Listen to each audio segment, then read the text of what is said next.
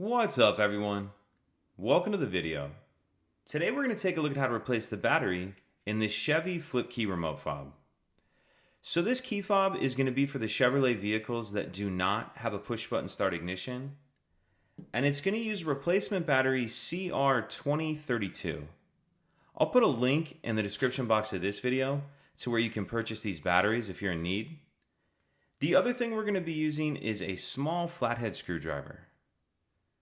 So if we grab our fob and we flip it over so we're looking at the back, and then we take a look at the bottom near the key ring down here, on this back cover there's a little bit of a notch right in here. What we can do is put our flathead screwdriver in that notch like that, and then just pry up on the back cover. As you see, it pops it up there. Go ahead and pull that cover all the way off. Now we can see our battery right here. And you can use your screwdriver just to help get under the edge of the battery and get it out of there like that. We'll grab our new battery, and we want to make sure that we're installing that with the plus side up. And you kind of tuck this corner in first, and then it'll snap the rest of the way into place. We'll grab our cover and snap that back on.